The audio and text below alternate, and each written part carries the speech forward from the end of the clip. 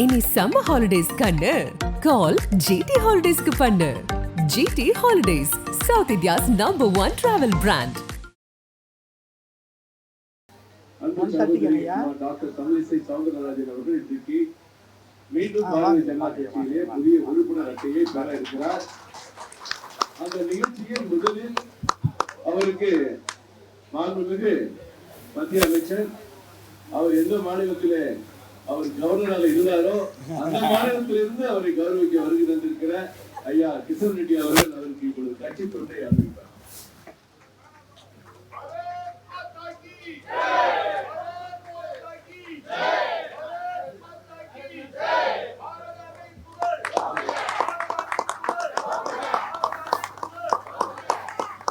மாநில தலைவர் மரியாதைக்குரிய மாநில தலைவர் அவர்கள் இப்பொழுது உறுப்பினர் அட்டையை வழங்குவார்.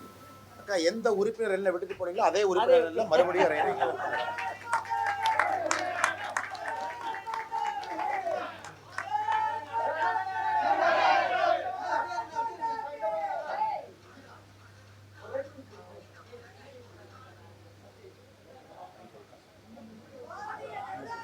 நல்லா இருக்கா? சந்தோஷம் தம்பி. ஒரு மகிழ்வான செய்தி, டாக்டர் அம்மா அவர்கள் உறுப்பினராக கட்சியில் முதலில் இருந்து இணைந்து இன்றோடு 25 ஆண்டுகள் நிறைவாகிறது. அதற்கு வாழ்த்துக்களை தெரிவித்துக் கொண்டு இந்த அற்புதமான நிகழ்ச்சிக்கு வருகை தந்திருக்கிற மாநில தலைவர் அவர்களுக்கும் மாண்புமிகு மத்திய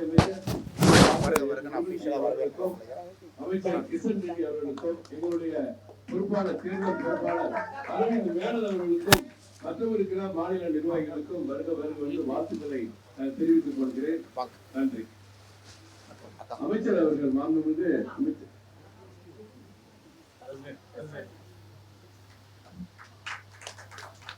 கரண்ட் ஸ்டேட் பிரசிடென்ட்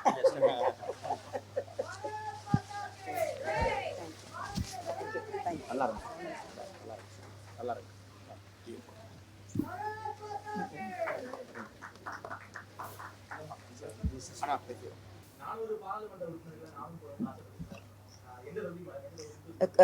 நமது கட்சி முடிவு செய்து அறிவிப்பார்கள். கட்சி எந்த தொகுதியில் நிற்க சொல்கிறார்களோ அந்த தொகுதியில் நான் நிற்க வேண்டும் என்ற ஆசை எனக்கு இருக்கிறது. அந்த விருப்பத்தை நான் தெரிவித்திருக்கிறேன். தமிழ்நாட்டில் இருந்து தான், தமிழ்நாடு உறுப்பினராகத்தான் சேர்ந்திருக்கிறேன். தமிழ்நாடு உறுப்பினராக இன்று சேர்ந்திருக்கிறேன். தமிழ்நாடு பாராளுமன்ற உறுப்பினராக நாளை ஆள்வதற்காக சேர்ந்திருக்கிறேன். இல்லை, களம் இறங்குவதற்காக என்றில்லை, சாதாரண கட்சி பணி ஆற்ற வேண்டும் என்று சாதாரண தொண்டனாகத்தான் இணைந்திருக்கிறேன்.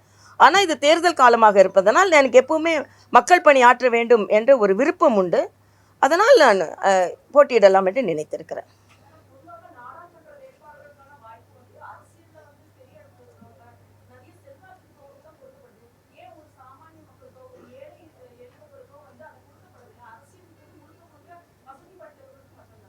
எந்த கட்சி அலுவலகத்திலேருந்து கேட்குறீங்கன்னு எனக்கு தெரியலப்பா.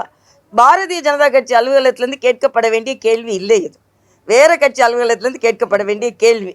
ஏனென்றால் பாரதிய ஜனதா கட்சியை பொறுத்த மட்டும் மிக சாமானிய நிலையிலிருந்து வந்து அமர்ந்தவர்கள் தான் இங்கே எல்லோருமே அமர்ந்திருக்கிறார்கள். நீங்கள் எனக்கு வேணால் அரசியல் பின்புலம் இருக்கலாம், ஆனால் நான் வாரிசு இல்லாத வாரிசு. அந்த வாரிசு என்ற தன்மை நான் பயன்படுத்தலை. ஆனால் தம்பி அண்ணாமலையாக இருக்கட்டும், தம்பி முருகனாக இருக்கட்டும், தங்கை வானதி சீனிவாசனாக இருக்கட்டும், இவங்களாம் எந்த பின்புலத்திலேருந்து வந்தாங்க? மிக அடித்தளத்திலிருந்து வந்திருக்கிறார்கள். அப்படி ஒரு அடித்தளத்திலிருந்து வந்து அவங்களுக்கு சீட்டு கொடுத்து அவங்க வெற்றி பெற்று, வானதி ஸ்ரீனிவாசன் ஒரு கிராமத்திலிருந்து அவர்களுக்கு தானாக முன் வந்து அவங்களுக்கு சீட் கிடைச்சி அவங்க வெற்றி பெற்றிருக்கிறாங்க. அதே மாதிரி தான் தம்பி அண்ணாமலை போட்டி போட்டார்கள், தம்பி முருகன் போட்டி போட்டார்கள், கிஷன் ரெட்டி அவர்கள் போட்டி போட்டு வெற்றி பெற்றிருக்கிறார்கள். அவர்கள் மிகப்பெரிய பின்புலத்தில் உள்ளவங்க இல்லை. வேறு எந்த அலுவலகத்திலும் இதை போல ஒரு வரிசையை நீங்கள் பார்க்க முடியாது. வாரிசை தான் பார்க்க முடியுமே தவிர இத்தகைய வரிசையை நீங்கள் பார்க்க முடியாது.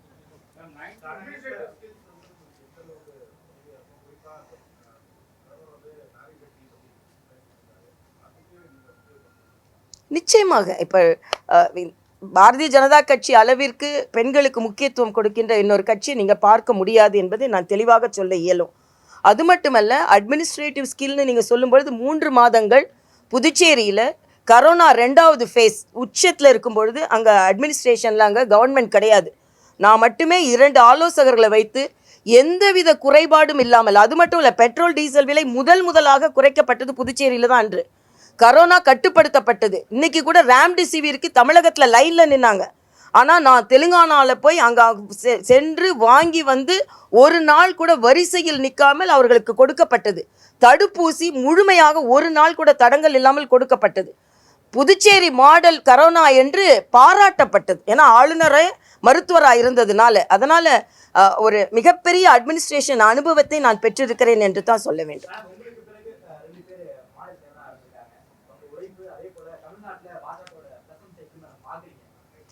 இல்லை, இப்போ கடுமையாக முழுமையாக வளர்ந்துருக்கிறது. இன்னைக்கு நீங்கள் பார்த்தீங்கன்னா இத்தனை தலைவர்கள் இன்னைக்கு ஒரு கூட்டணியை மிகச்சிறப்பாக அமைத்து கொடுத்திருக்கிறார்கள். இன்றைய தலைவரும் அவரோடு இருந்திருப்பவர்களும். இதெல்லாம் சாதாரண விஷயம் இல்லையே, எவ்வளோ வளர்ந்துருக்கிறது. எனக்கே மகிழ்ச்சியாக இருக்கிறது. நான் நாங்கள்லாம் சேர்ந்து நான் மட்டும் இல்லை, இதுக்கு முன்னால் உள்ள தலைவர்கள், நான் அதுக்கப்புறம் வந்த தலைவர்கள் எல்லாரும் போட்ட அந்த தாமரை தண்டு இன்று வளர்ந்துருக்கிறது. எப்படி தண்ணிக்கு மேலே தாமரை மேலே மலரும் அதே மாதிரி உயர்ந்துகிட்டே போய்கொண்டு இருக்கிறோம்ல. அதனால இது நிச்சயமாக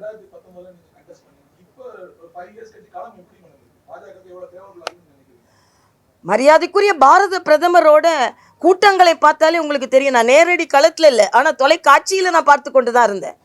நீங்கள் கூட்டங்கள் எப்படிப்பட்ட உணர்ச்சி பூர்வமான கூட்டங்கள். நேற்று கோயம்புத்தூரோட ரோட் ஷோலாம் அது சில பேர் அதை புரிந்து கொள்ளாமல் கூட்டம் இல்லாத இடத்துல கேமரா வச்சுருந்தா கூட அந்த கேமரா வைக்க கூட முடியாத அளவுக்கு கூட்டம் தான் இருந்தது. அதனால் நான் பார்த்து கொண்டு தான் இருந்தேன். அதனால் நிச்சயமாக மிக அபரீதமான வளர்ச்சியை தமிழக பாரதிய ஜனதா கட்சி பெற்றிருக்கிறது. அதற்கு மரியாதைக்குரிய பாரத பிரதமர் அவர்களின் அந்த கூட்டங்களும், மரியாதைக்குரிய தம்பி அவர்களின் பாத யாத்திரையில் வந்த கூட்டங்களும் சாட்சி என்பதை நான் தெரிவித்துக் கொள்கிறேன்.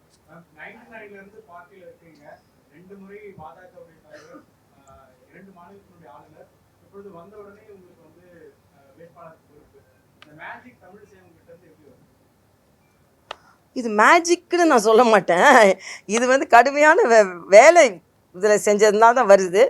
ஆனால் இது சாமானியர் எல்லாருக்குமே தான் கிடைக்குது. 2 ஆளுநர் இருந்து கிடைக்கிறது இல்லை, எல்லாருக்குமே தான் இந்த கட்சியில் கிடைக்குது. அதனால் நான் இதை ரொம்ப ஒரு வாய்ப்பாகத்தான் நினைக்கிறேன். இது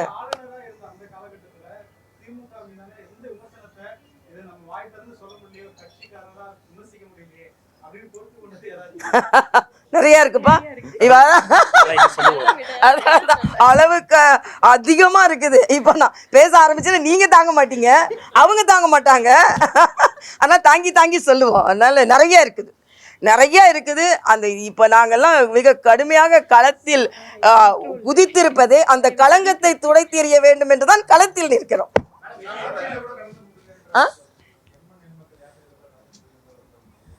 அப்படி எனக்கா?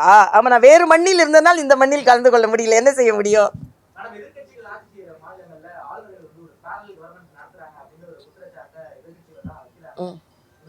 நான் ஒரே ஒரு கேள்விதான் கேட்கிறேன். நானும் முதலமைச்சர்களை ஏன் கேள்வி கேட்க மாட்டேன். மரியாதைக்குரிய கிஷன் ரெட்டி இங்கே இருக்கிறார் சாட்சியா. ஒரு ஆளுநர், ஒரு பெண் ஆளுநர், ஒரு நேர்மையான ஆளுநர், எந்த புரோட்டோகால் கொடுக்காம ஒரு முதலமைச்சர் இருந்தார், எந்தவித கொடியேற்றத்தையும் கொடுக்காம ஒரு முதலமைச்சர் இருந்தார், ஆளுநர் உரையை கொடுக்காம முதலமைச்சர் இருந்தார். ஆனால் முதலமைச்சரை கேள்வியை கேட்க மாட்டாங்க. இன்னொன்று கேட்கிறேன், அவர்களுக்கெல்லாம் ஆளுநர் பதவி தேவையே இல்லைன்னா 18 ஆண்டுகளுக்கு மேலே மத்தியில் இருந்தாங்க, இங்கேயும் பல ஆண்டுகள் இருந்தாங்க. ஏன் சொல்லலை? ஏன் எதிர்கட்சியாக இருக்கும்போது எப்போ பார்த்தாலும் ராஜ்பவன் கதவை தட்டி கொண்டே இருந்தீர்கள்? ஏன் வேண்டான்னு இல்லை? அப்போ ஏன் நீங்கள் விட வேண்டியதானே? ஆளுநருக்கு ஒன்றும் பலமே இல்லை, ஆளுநரை பார்த்து பலனே இல்லை அப்படின்னா ஏன் ராஜ்பவனத்தை பண்ணி தட்டினீர்கள்? அதனால நீங்கள் எதிர்கட்சியாக இருக்கும்போது ஒரு நிலைப்பாடு, ஆளும் கட்சியாக இருக்கும்போது ஒரு நிலைப்பாடு என்பதை மக்கள் நன்றாக புரிந்திருக்கிறார்கள். இன்னைக்கு கூட தேர்தல் அறிக்கையில் சொல்லியிருக்காங்க, அதிகாரமிக்க 361வது பகுதி நீக்கப்படும் அப்படின்னு. இவ்வளோ நாள் என்ன செஞ்சிட்டு இருந்தீங்க? மத்தியில் இருந்தீங்க, மாநிலத்தில் இருந்தீங்க, என்னைக்கான அதுக்கு ரெக்கமெண்டேஷன் கொடுத்துருக்கீங்களா? அப்புறம் ஏன் எதிர்கட்சியாக இருக்கும்போது ஏன் ராஜ்பவன் கதவை தட்டினீர்கள்? ஏன் போய் அவர்கள்ட்ட போய் நீங்கள் மெமரண்டம் கொடுத்தீங்க? இதெல்லாம் கேள்வி கேட்கலாம் இல்லையா? கேள்வி கேட்கறது தான் நாங்கள் இருக்கோம். 1 minute பா.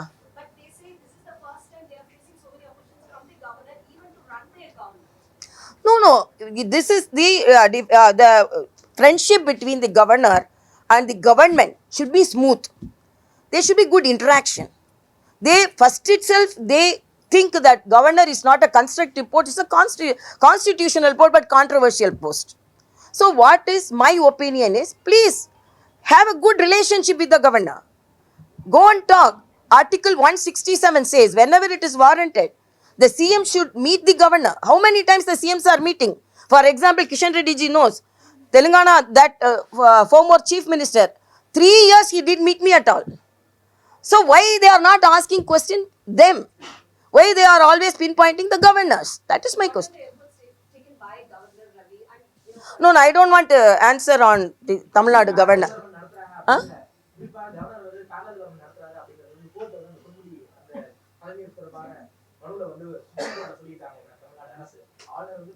இல்லை, தமிழ்நாடு அரசு என்ன வேணாலும் சொல்லலாம். அந்த இங்கே உள்ள ஆளுநருக்கும் அரசாங்கத்துக்கும் உள்ள நிலைப்பாடில் நான் போகலை. ஏன்னா அரசாங்கமும் வந்து ஒரு ஆளுநரை வந்து ஒரு ஃப்ரெண்ட்லியாக நடத்தணும்னு நினைக்கல.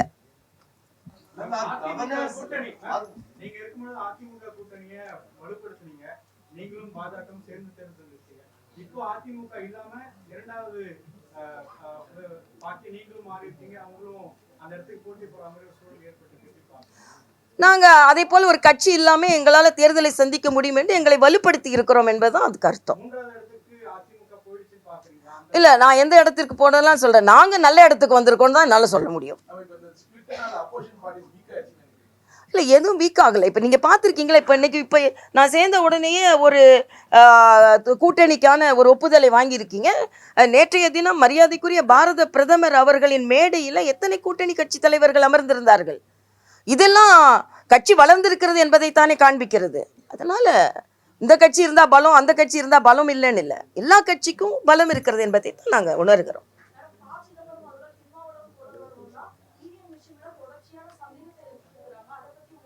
சரி, அப்படின்னா தெலுங்கானால Kishan ரெட்டிஜி they are doubting the EVM machine itself, so they asked them to surrender their victory.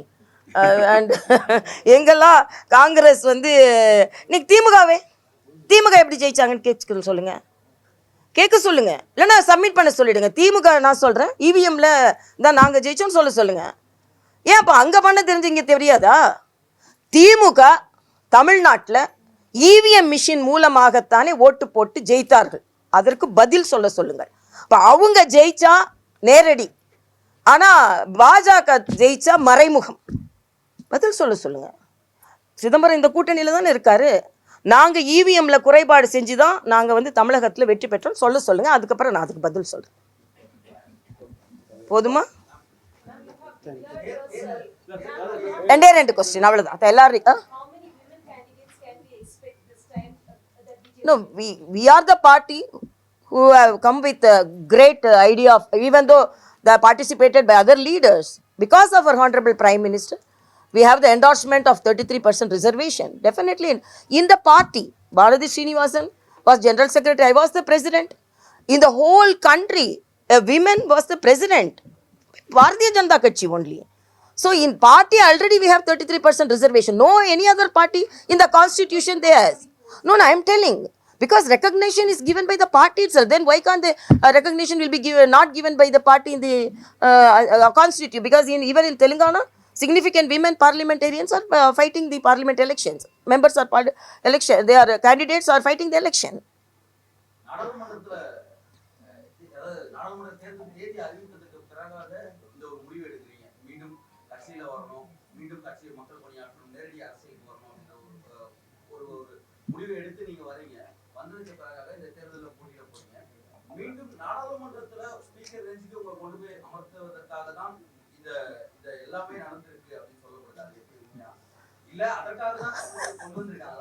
அதாவது இல்ல நீங்கனாலும் ஸ்பீக்கர் லெவல்ல நிறுத்திட்டீங்க.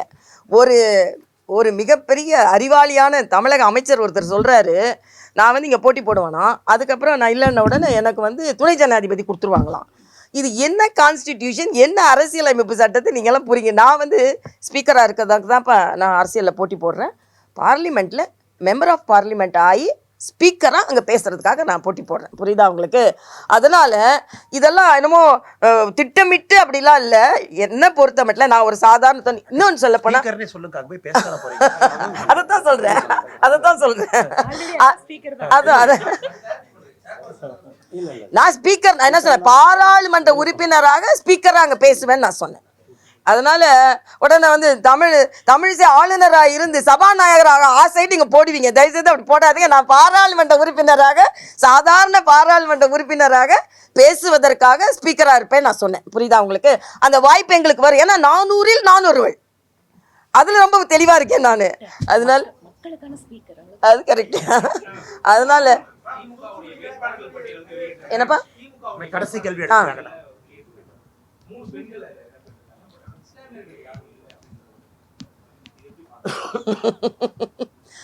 திமுகவோட தேர்தல் அறிக்கை இன்னைக்கு நான் வெற்று அறிக்கையாக தான் பார்க்குறேன்.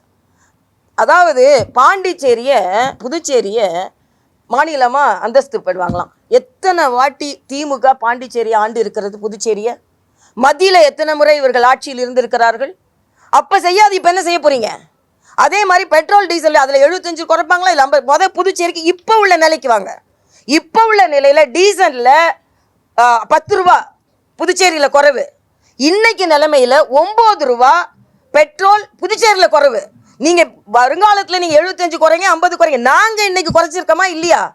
அக்கா இவங்க 2021 தேர்தல் அறிக்கை 5 ரூபா 4 ரூபாய் குறைக்க. ஆமாம், அது குறைக்கல. அதுக்கப்புறம் கேஸுக்கு இன்னைக்கு 500 ரூபாயா, 100 ரூபாய் அப்போ சொன்னதை ஏன் குறைக்கல? 1000 ரூபாயை இழுத்து 2.5 வருஷம் கழிச்சு குறைச்சிங்க. அதை நாங்கள் புதுச்சேரியில் அதுக்கு முன்னாலே கொடுக்க ஆரம்பிச்சிட்டோம். அதனால் இன்னைக்கு தேர்தல் அறிக்கையை பார்த்தீங்கன்னா இது இன்னைக்கு தேர்தல் அறிக்கையா இல்லைன்னா 15-20 வருஷத்துக்கு முன்னால் உள்ள தேர்தல் அறிக்கையான்னு எனக்கு தெரியல. பழைய பழைய பழைய பழைய கஞ்சி அது. அதில் வந்து எந்த வித புதுமையும் இல்லை. நான் நேரடியாக சவால் விடுகிறேன். இன்னைக்கு வந்து அதில் எந்த புதுமையும் இல்லை. இன்னொன்று, இன்னைக்கு மாத்திரம் திமுக ஆட்சிக்கு வந்திருக்கிறாங்களா? எத்தனை முறை திமுக ஆட்சியில் இருந்திருக்குது? இன்னைக்கு எந்த நீங்கள் நடவடிக்கை எடுத்தீங்க? என்ன முன்னேற்றம் எடுத்தீங்க? என்னமோ இன்னைக்கு தான் வர மாதிரி நீங்கள் பேசுகிறீங்க. அதனால் திராவிட முன்னேற்ற கழகத்தின் தேர்தல் அறிக்கை நிச்சயமாக தோல்வியான அறிக்கை என்று சொல்லி நாங்கள் வெற்றி பெறப் போகிறோம் என்பதையும் சொல்லி மிகுந்த மகிழ்ச்சியோடு இந்த கமலாலயத்தில் நான் வந்திருக்கிறேன். இந்த கமலாலயத்தை நான் ஆலயமாகவே கருதுகிறேன். அதனால் நான் எப்பொழுதுமே என்னோட தங்கைகள், தம்பிகள், பெரியவர்கள் எல்லோரோடும் இணைந்து 400-இல் 400 இருக்க ஆசைப்படுகிறேன். அவ்வளவுதான். நன்றி.